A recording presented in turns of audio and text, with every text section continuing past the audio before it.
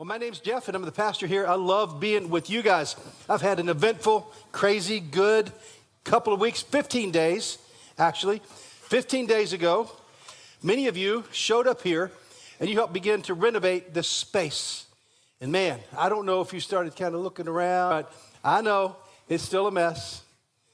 We're going to fix it. We're on the way. We're working. But a lot of work has been done, and it's hard to see in the middle of things how good it's going to be, but you can begin to see a little bit. So team, thank you. Phos Church, thank you. We want to make this the best possible place for people to be this Christmas, right? And so we got a little work to do to button it up, and you'll be getting some emails if you're on the email list. And if you want to be on the email list and fill out one of those cards, take it to the Welcome Center or put it in one of the boxes around here like Brandon mentioned a while ago. We would love for you to take part in some of the renovation work and button this up and finish it up, because we want this to be the most inviting, warm, welcoming place possible for people this Christmas season, right? Phos people, give it up if you want to do that. So thank you for that amazing work. And last week, I had the privilege of being with my beautiful wife, 31st wedding anniversary trip. Down in Florida. We had a great time, and then and kind of like your holidays, kind of like all of our holidays. Now, just for a minute, I'm going to make a disclaimer. I'm going to call some things holidays for a minute because I'm tying Thanksgiving and Christmas. I don't know how to make that work, Thanksmas or something. But for a minute, I'm just going to call it just holidays. Christgiving, I don't know, but we'll figure it out. But anyway, so I know, I'm not trying to be politically correct is what I'm saying. Rarely am I trying to do that anyway. So I'm not trying to be unpolitically correct either, but I'm just going to holidays because I'm merging the idea of Thanksgiving, which we just came out of. I hope you had an amazing Thanksgiving, and yet Christmas coming. But sometimes in the middle of your holidays, it can also be hard. And so after coming back from an amazing anniversary trip with Julie, stepped back into a zone here where we had a funeral here in the building on Wednesday, and it was a hard funeral. 24-year-old young man that was described as being just delightful, beautiful young man. Had a very hard growing up. Got wrapped up in some choices. And although we don't know for sure what took his life, pretty sure we know.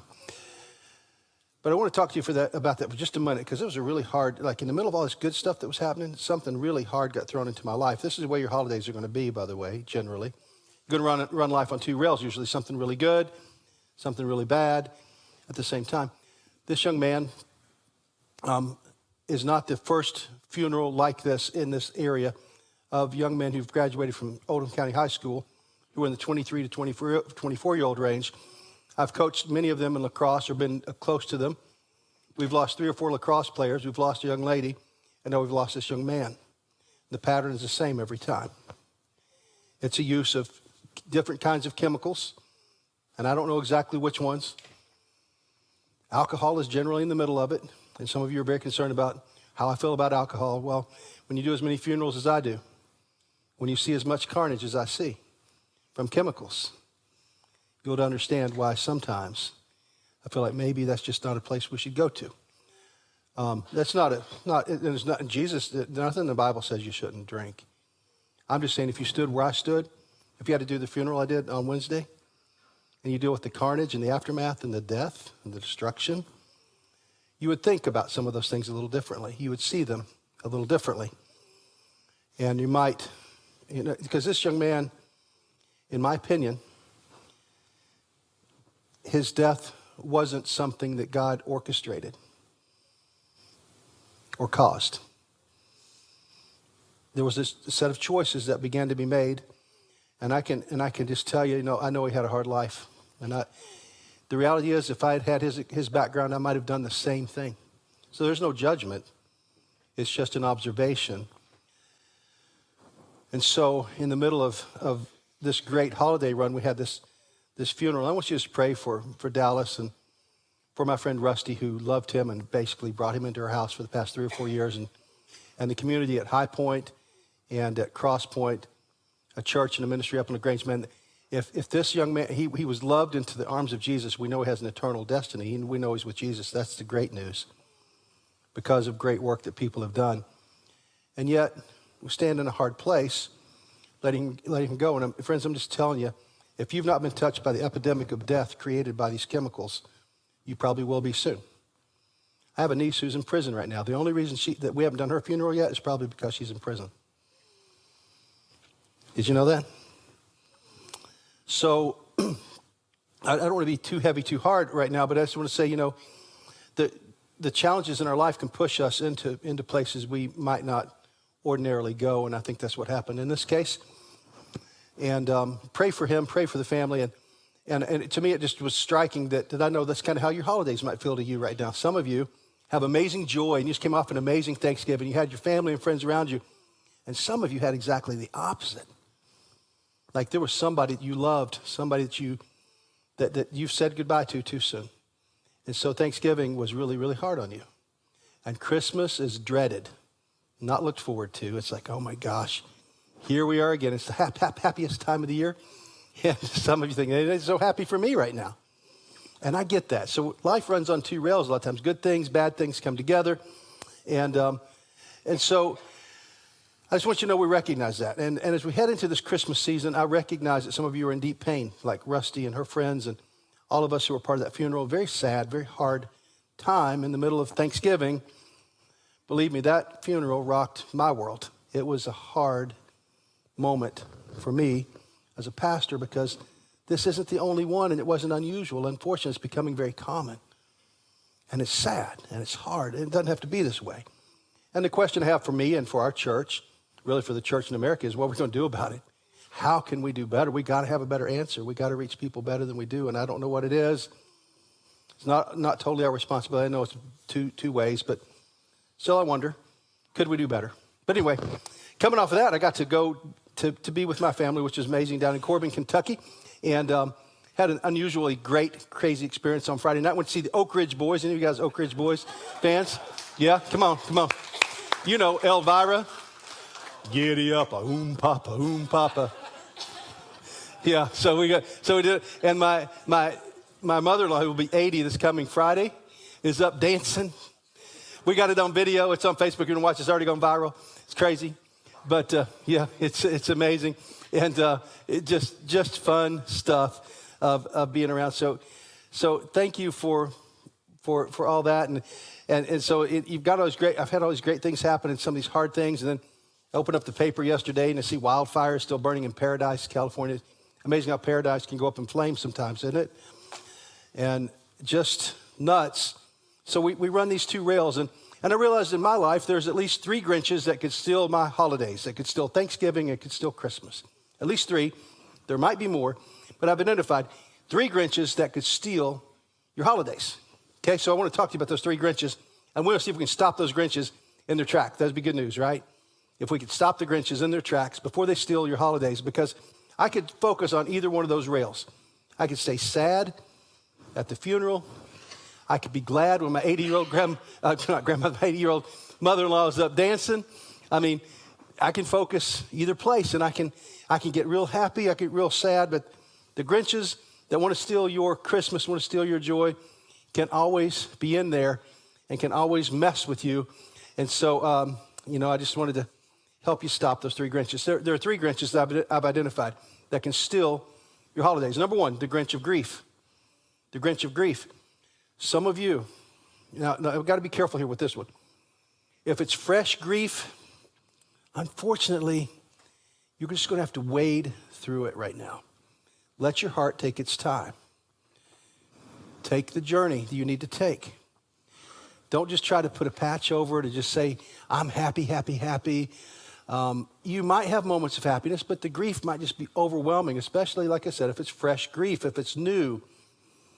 But you'll have to know and work with your heart, between your heart and your mind and the Spirit of God, and discern, is it time to let the grief go, or is it time to embrace the grief?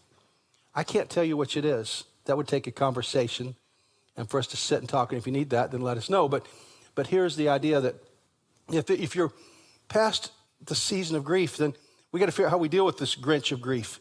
What do we do about him? And then the Grinch of Stuffing. That's the second one that can steal us, and the Grinch of Holiday Hustle. Those 3 Grinches can steal your Thanksgiving and your Christmas. Now, there's some wives' tales, some myths about how you handle the Grinches. There's at least three different wives' tales on how you handle these Grinches.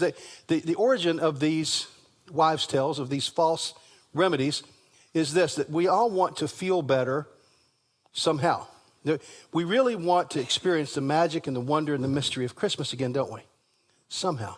We want to get back to that state, to that place where we have that magic, that joy of Christmas, that joy of the presence of God. You remember what it was like to be a child? And somehow we want to get back to that place. Back in the day, we actually had catalogs from Sears and Roebuck when it was still a thing. Do you remember the wish book, the Christmas wish book? You guys remember that? How many of you guys remember that thing? I mean, that was like Christmas magic, all amazing stuff. I mean, like the toy section was just unbelievable. I mean, just looking through that and the hope of all that stuff. And we somehow, these wives' tales, these remedies that we try, all have the same origin. We want to accomplish something with these remedies. We want to feel better. We want to enjoy things better. We want to knock the dust of life off.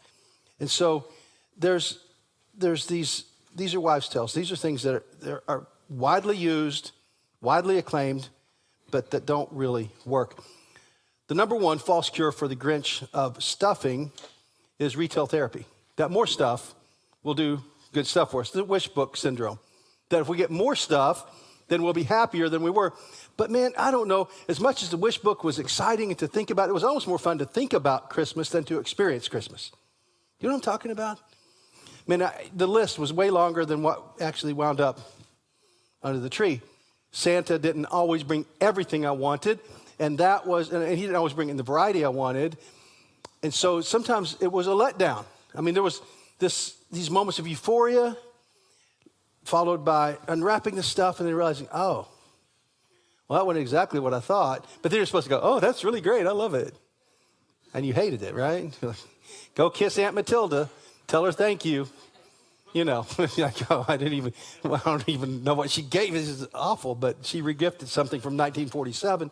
And you're like, I don't even know what it is. But we get in this moment. So we think sometimes, though, that buying stuff, we can buy our way through the holidays and make ourselves feel better by buying more stuff. But you know where that winds up in January when you get the credit card bill.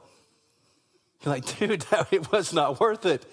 It was not worth it. So the idea of retail therapy turns out to be really a false remedy for our holiday woes.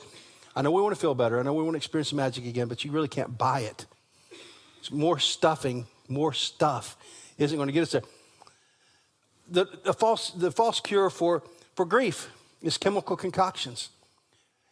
We put things in our body, including what we eat, in order to change our state and how we feel.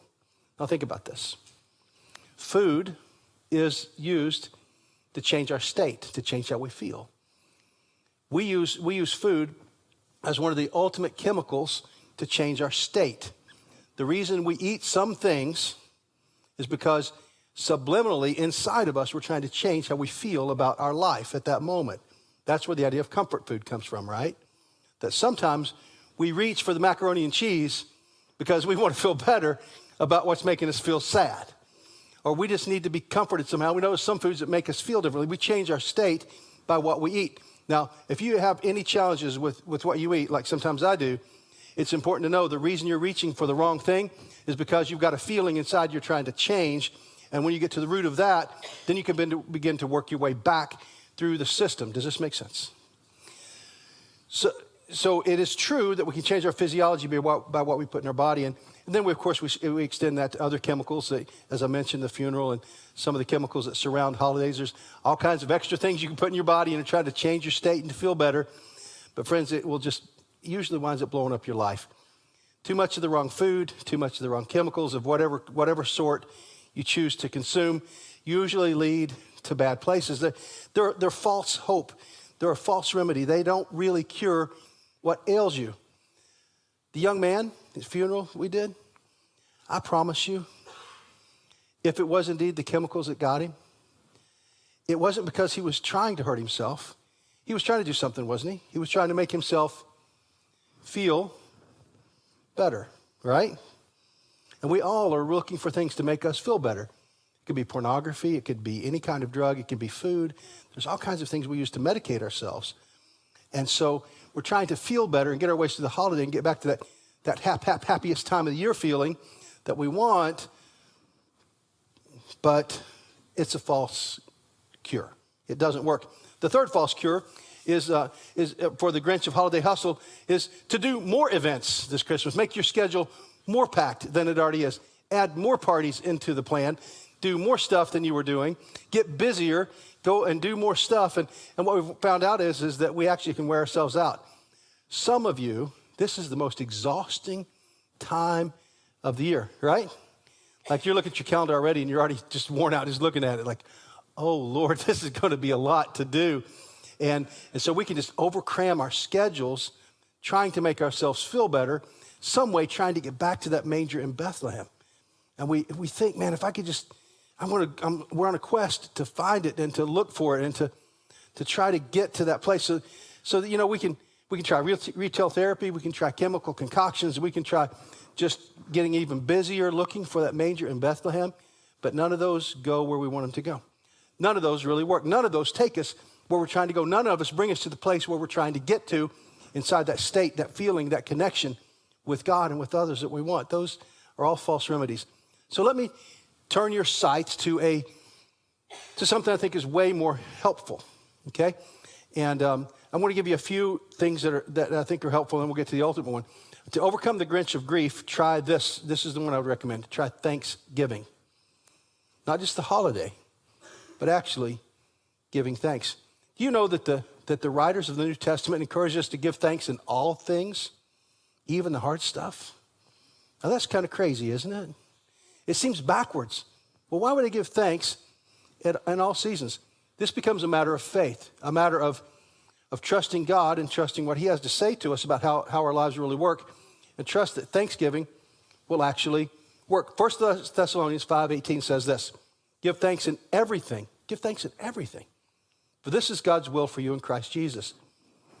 So, if you struggled your way through the holiday of Thanksgiving, for just a moment, I want you to think about, and by faith, actually give thanks to God for some things in your life.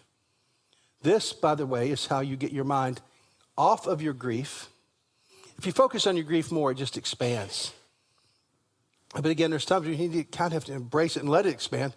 But if you're past that season, then there's a time when you begin to work through it by giving thanks for other things and pull yourself through to good things to think about. And so give thanks in everything, for this is God's will for you in Christ Jesus. Give thanks. Find reasons to be thankful in the middle of your pain, in the middle of your grief, and I promise you it will help pull you through. It is a true remedy. To overcome the Grinch of stuffing and more stuff, try the idea of presence, Presence versus Presents. Be with people. Work to have experiences where you're with them, truly with them, not just hustling to the next event or not overwhelmed by trying to get to the store to buy more stuff or get online to buy that item before it expires, but truly be with people. Really be right there with the ones you love. If you've been given the gift of a little more time, you've been given the greatest gift of all. Anyone who's lost someone they love too soon will tell you, it's not the stuff.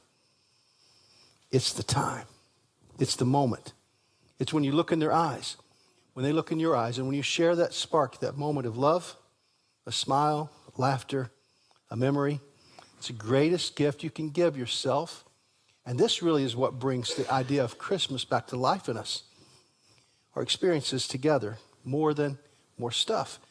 So focus on being with each other. To overcome the idea of holiday hustle, which man, it's on all of us. Between now and Christmas, you've got a lot of things on your calendar that you don't normally have. A lot of events and experiences, some of which will be good. Some of them you should probably say no to. But there's a practice, an ancient practice that the early church brought to us. It's called Advent. Advent. The Latin root for Advent is Adventus, and it's the practice of preparing for the coming of Christ. It's the practice of thinking about the coming of Christ. The greatest news in the world is that he came. That God wrapped himself up in flesh, was born in a manger in Bethlehem. And that God himself came to earth. This is the greatest news of all time. This is the mystery and the great news. This is why churches exist. This is why we exist, is to celebrate this news. And not only did he come, but someday he's coming back. And we live between those two comings. His first coming and his final coming. And to begin to practice this idea of Advent, the name of our church, Phos, Community Church, really started as Phos Hilaron Church, and that was even tougher. And it was based on a hymn that was called the Phos Hilaron, that we believe the earliest church we have any record of, they found a record of this hymn called the Phos Hilaron. The legend is that the early gatherers, the early people that followed Jesus, usually behind closed doors, away from the crowds and away from the people that could see them because they were being persecuted, they would sing or chant the Phos Hilaron when a light was brought in from the tomb of Christ. The legend was there was a light that was burning at the tomb of Christ. People would go get a light from there, Phos. They would bring it into the gathering, and then they would sing or chant this song, the Phos Hilaron, which meant, "Hail, gladdening light. Welcome this light into our presence." Now, that's a pretty cool idea, and we like that. To prepare for Advent is to return to that ancient practice of welcoming the light into the world. To return to that. And part of the reason I'm sharing it with you is because we've imagined that Phos would be a church not only that's geared for the future, but it's deeply rooted in our past. We haven't forgotten that there are millions of people who've worshiped Christ well over thousands of years. And sometimes they've left us a trail and practices and things that we can learn from. Advent is one of those practices. It's one of those ideas. It's ancient, and yet it's very timely, because it will help us a lot to slow down and focus on Jesus right now, wouldn't it? The real cure we need for all the holiday hustle, and really for all the things we've talked about, for the Grinch of Stuffing and the Grinch of chemical concoctions, what we need most is the presence of Christ. And Advent allows us to begin to prepare for the work of Christ in our midst. Now, there's a bunch of resources that help you focus on Christ. I've listed many of them. If you'll pull up your sermon notes in the Phos Church app, don't do it right now, but you can do it when you get home. There's a whole list of resources there that you can check out in the more resources section that give you some books you could check out, some apps you can check out, and some things you could do. But one of the things I want you to know is that right here at Phos Community Church, during this season, not to add to your angst or more to do, we are crafting several experiences for you that will bring you into the presence of Christ. Every worship service, every Sunday morning, this is what we're trying to do, is to practice Advent, the coming of Christ. In addition to the Sunday morning services, we've got for the children a night of candy canes and sweets. Yeah, it's going to be fun, but most of all, they're going to center on Jesus. Going to help your children enter into the presence of Christ. Our Christmas Eve and Christmas Eve services, where we do a candlelight communion service, are going to be great ways for you, your family, and your friends to celebrate the coming of Christ. And throughout December, we're going to give you several different experiences. You'll get a card on the way out that gives you all the different experiences that are coming up. I won't go over them all here. But just know that every one of those are geared for you to practice Advent. They're all meant to help you and me gather and to know that Jesus is indeed coming. Aaron, would you come up here? Our children's team has done some amazing stuff, and they are, Kevin, I'm going to go to this green mic right here. Okay, you got red? Okay, grab the red. Should be on. All right, good. Yeah, they took it. Hello? Good, come over here.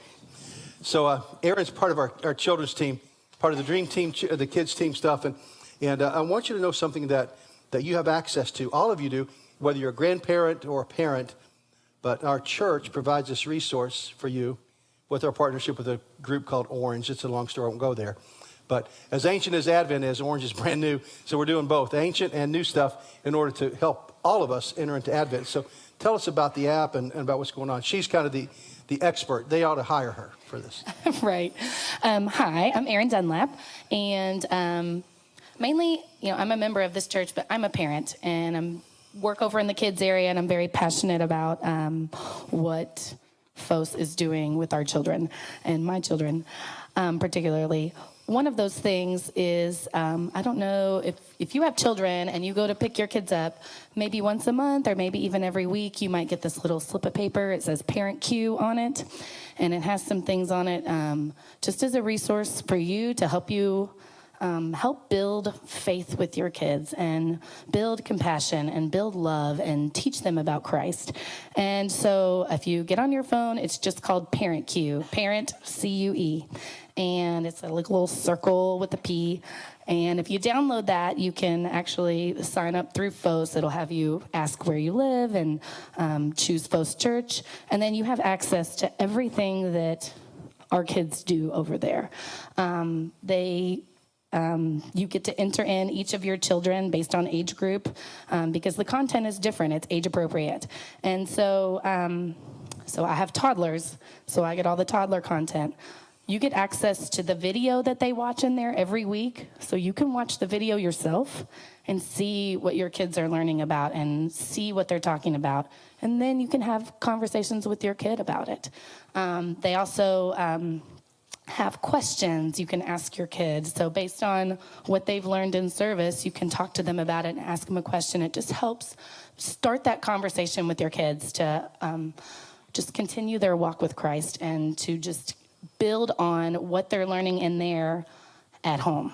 You know, because sometimes it's easy to just say, okay, they got their content on Sunday. But if you know what's going on, then you can talk to them about it and just gives you an opening to do that. Also gives you the Bible verse that they learn. Every week it's a different story, and every week the video is different. And then it gives you something to do with your kid. So you get to watch the video, you get to ask something, you get to learn their memory verse, so you can, help teach them the memory verse, and then you get to do something with your kid on that app. So I just think it's really cool. I love it. My daughter loves watching the video. We watch it several times during the week, and you get access to that video for the whole week. So, in addition to being a parent, she's a professional teacher in Jefferson County, and she works with elementary age kids, so she understands this. You probably know this, but kids have developmental cycles. This material that you have access to will help you ask the right question based on the developmental stage of your child. So this is a great way to practice Advent. You can do it all year long, but in particular now you're going to get an Advent calendar as you leave if you want it. And whether you're a grandparent or a parent, these are ways you can be developmentally appropriate with your child and help them enter into this idea of Advent with you. So we want to support you in your effort to raise kids who love Jesus and who worship well and who practice Advent. So, man. Yeah, their material is great. Well, just this Advent calendar real quick. I won't keep you too much longer. This is really cool. It has 25 days on it, and every day it just tells you one little piece of the Bible story. So I like day 8. It's my favorite. It says, I serve God with my life and want all that you have said to happen. Mary tells the angel, and he leaves. So that's that part of the story. And then it gives you an activity to do with your kids to help build compassion. It talks about how God's compassionate gift to us was Jesus. And so this is our chance to teach our kids compassion to others.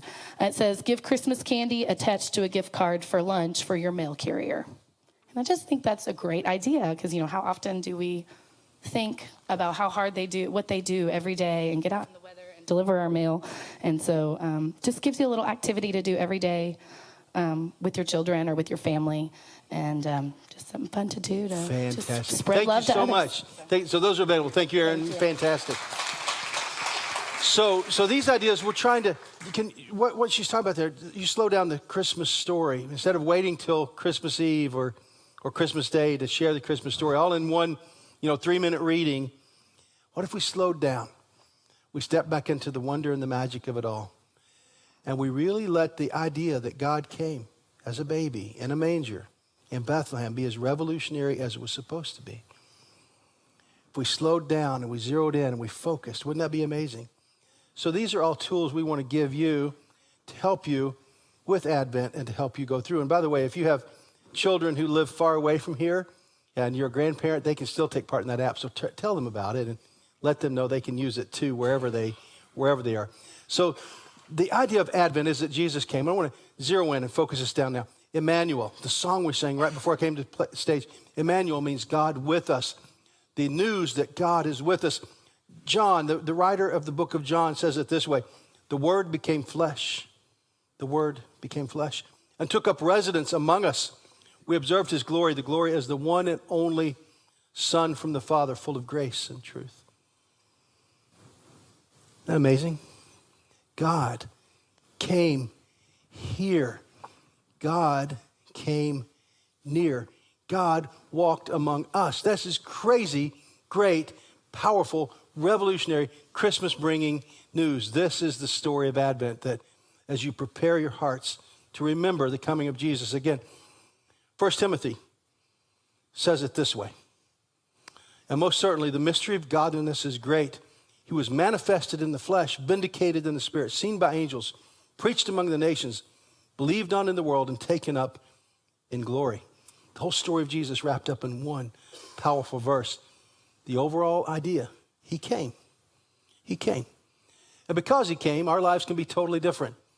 The cure for all the problems in our life is found in apprenticeship to Jesus. There's nothing that we face in life that wouldn't be made better or even solved by apprenticeship to Jesus. The challenges that we face, the overwhelming grief, the losses that we face in life, all get made better, and we're helped by the active participation of a life with Jesus, by entering into apprenticeship to him, not just thinking about him and saying nice words about him, but actually coming under the lordship of Christ, under the lordship of a baby born in the manger, because he was God, because he was there at the beginning of creation, because he stood by God as he created everything.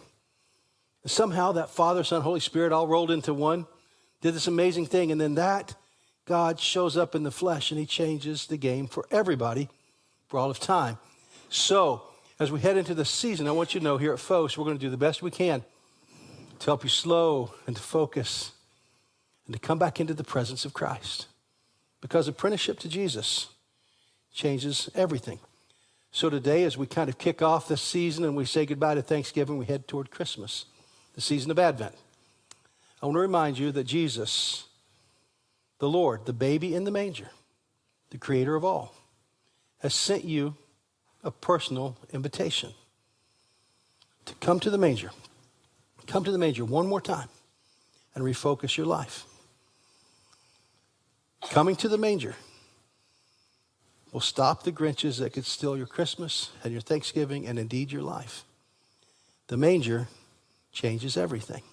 The story of Jesus changes everything. Jesus, when he was older, out of the manger, when he was doing his ministry, he issued this invitation to all of us. Come to me, all of you who are weary and burdened, and I will give you rest. So let's find a way to practice this ancient idea of Advent in the weeks ahead. Let's pray together. Father, thank you for the story of Jesus. Thank you for the work that you came as a baby and you changed the world for all of us for all of time. You made a way to a relationship with you. You made a way to a different kind of life. You made a way to be apprenticed into a different way of living that would change what we reach for, that you would change us from within so we wouldn't have to change ourselves by what we put into our body or by things we buy or activities we try to participate in. But God, you would be our source, that we would look to you as our true God, as our source, as the one who can change us from the inside out. God, help us to enter into your rest, into Advent. I ask that in Jesus' name. Amen. Every week when we worship together, we have these 4 communion tables that are open. And every week, in some way, we practice the coming of Christ. We practice Advent when we come to these tables. And we practice Easter. We practice a hope that Christ will come again and make all things right. All these things, when we come to the tables, all wrapped up into this notion that Jesus was born in a manger of a virgin, but he died for us. His body was broken for us. His blood was poured out for us to make us right with his Father, to somehow forgive us, to usher us into a full-on relationship with his Father, the greatest gift of all. So when you come to the tables today, maybe it's just to refocus your life, or maybe it's to give thanks. Maybe it's to commit to really entering into the idea of Advent in the weeks ahead. That you'll slow down, that you'll invite Christ into the middle of all that you're trying to do, that you'll refocus your life on a journey to the manger and know that he will meet you there as you go.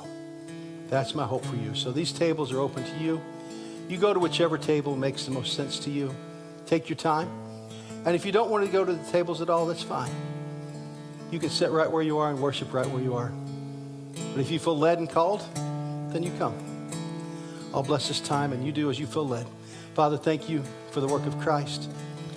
All the way from a manger to the cross, to his resurrection, and to someday his return. We're grateful for his work in our lives. Now, God, help us to step toward you and step toward the manger today as we come to these tables. In Jesus' name.